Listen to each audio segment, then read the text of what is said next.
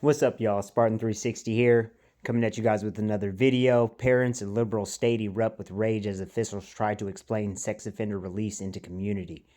Now, as you guys read the title, this is from Fox News. Take it how you guys want to. It says Washington State residents are outraged at state leaders for releasing some of the highest level sex offenders into the community, shining a light on how the effort has become a cash cow for those involved. Now, I'm going to show you guys this clip, and this is very disturbing. Look what this lady says when she's responsible for releasing these people. Watch. Meeting in Washington State erupts into pure chaos over a Democrat proposal to release level 3 sex offenders, which does include convicted pedophiles, back into the community. I want to address the school bus stop. This is disgusting. I don't have a dog in this fight, and I'm going to simplify this, and y'all might just say, the onus of keeping your kids safe is on you. You see what this lady just said? Do you just hear what this lady just said? Yeah, it is our responsibility, but when we enroll our children into school and we have our children going to these bus stops and waiting there for the bus to get there, that is,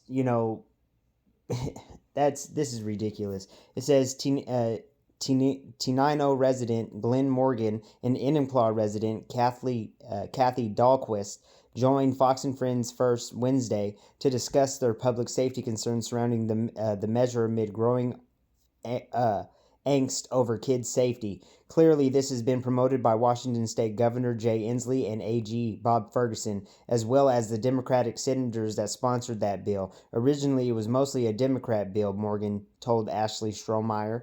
It says Seattle rocked by deadliest month in recent history in wake of defund the police movement. Remember, Washington State is the one that had the Chaz/Chop zone, and Jenny Durkin called it the Summer of Love.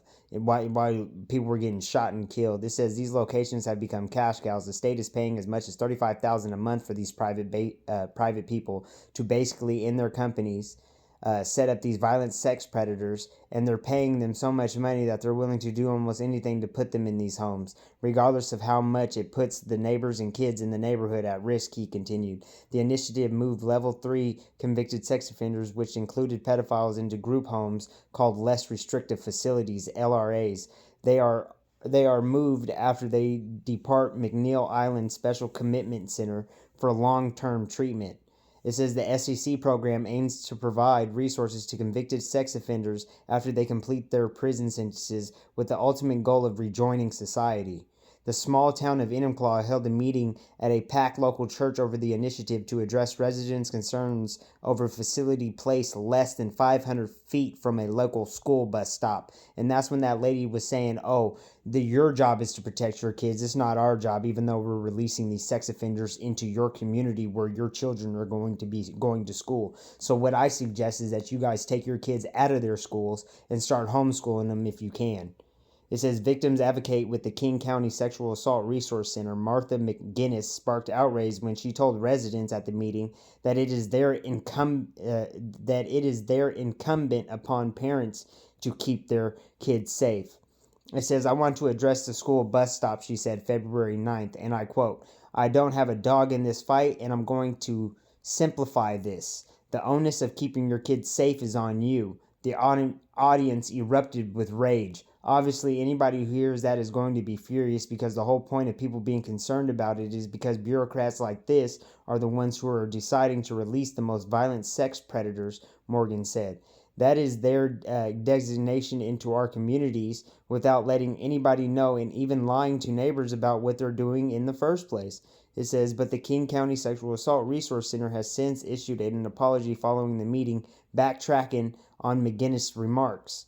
Yeah, no, I vote her out. The King County Sexual Assault Resource Center has had a decades-long relationship with the people of Enumclaw, CEO Mary Ellen Stone said in a statement. We made commitments at the community notification meeting on February 9th that were disrespectful and failed to recognize your concern, frustration, and fear. These comments gave the impression we were blaming victims. As an organization, we share your frustration that perpetrators too often are not held to account, and that victim needs and a community safety concern seem like afterthoughts. It continued, "We deeply regret exacerbating the confusion and frustration over the decision by the state to place this offender in the community," Morgan argued. "There is no reason to funnel convicted predators into neighborhoods in this manner and believe the public outcry could force a reversal of the policy.